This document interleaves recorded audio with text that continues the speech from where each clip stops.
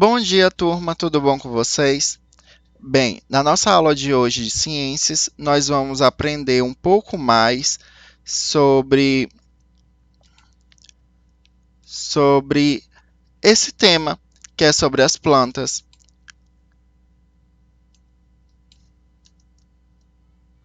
Sobre as plantas.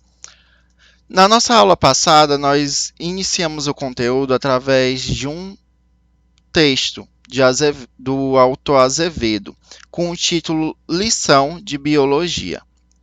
Na nossa aula de hoje, nós vamos conhecer as partes que compõem uma planta. As plantas estão muito presentes no dia a dia, de diversas formas, cores e tamanhos.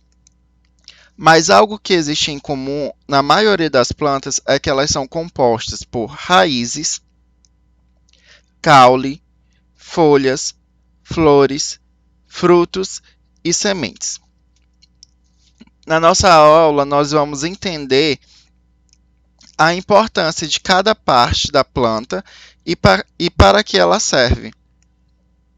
Bom, as folhas são muito importantes pois elas são as principais responsáveis por produzir o alimento das plantas.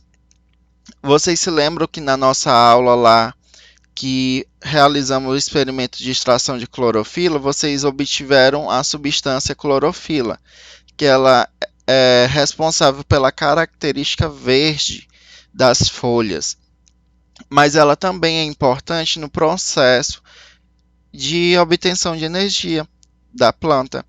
As plantas elas não vão precisar de outros seres vivos para obter essa energia. Elas vão retirar essa energia através da luz do sol. E a parte do corpo das plantas, a parte dela responsável por essa retirada de energia e produção de energia através da luz do sol são as folhas. A nossa próxima estrutura que nós vamos conhecer são os caules. Na verdade, o caule. O caule inclui tanto o tronco quanto os galhos de uma planta. Ele sustenta as folhas, as flores e os frutos. E é fundamental para que a água e os nutrientes absorvidos no solo pela raiz sejam transportados até essas estruturas. As raízes, por sua vez, além de ajudarem as plantas a se fixarem no solo, as raízes também são muito importantes porque absorvem os nutrientes que vêm da terra, que são importantes para o desenvolvimento da planta. Ou seja, nas folhas, elas vão absorver a energia do sol. O caule ele vai ser importante para a sua sustentação e é no caule que ocorre o fluxo de seiva.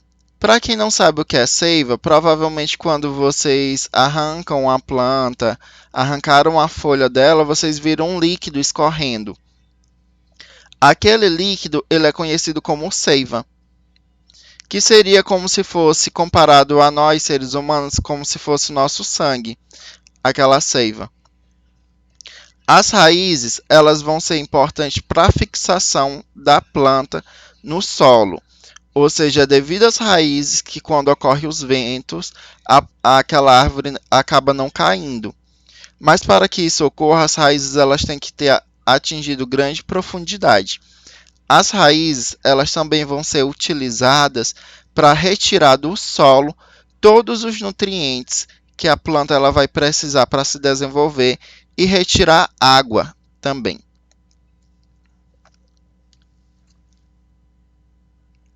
Vocês observaram todas essas estruturas, todo esse desenvolvimento da planta quando realizaram o experimento que nós realizamos no mês passado de germinação do feijão. Agora, a próxima estrutura da planta que nós vamos conhecer é conhecido como as flores. As flores elas vão ter uma característica de coloração diferente, de cheiro, e essa característica é importante para atrair os insetos para levar o pólen de uma flor para a outra. As flores são as estruturas que darão origem aos frutos. Ou seja, antes de um fruto ele ser formado, ele já foi anteriormente uma flor.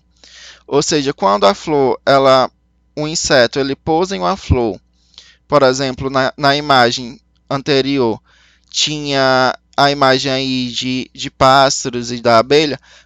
Vou utilizar o exemplo da abelha. Quando a abelha ela pousa numa flor, quando ela pousa ali no seu corpo, ela vai acabar levando o pólen de uma flor para uma outra flor.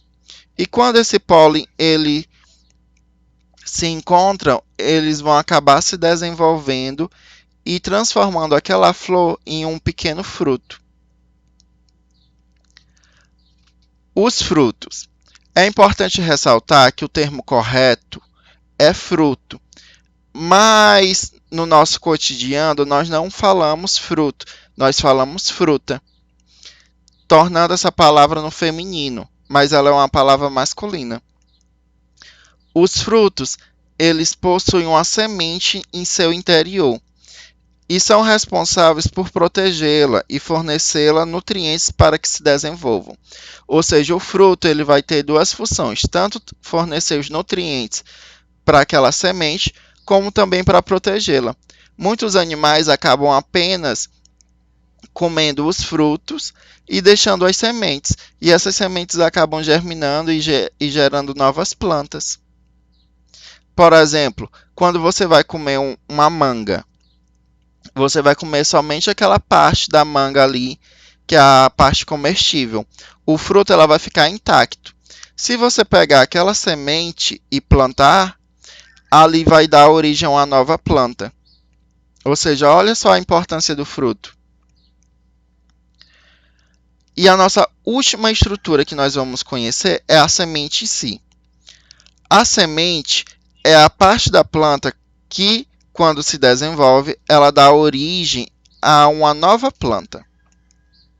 Ou seja, a semente é onde vai ser carregado aí todo o material genético daquela planta.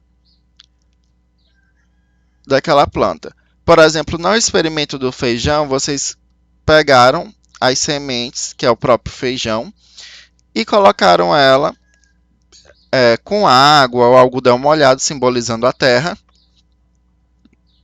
E vocês observaram que aquela semente começou a se desenvolver e gerou um pezinho ali de feijão.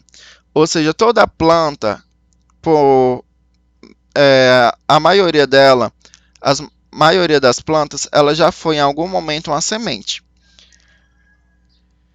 Bom, turma, esse foi o assunto da nossa aula de hoje. E até a próxima.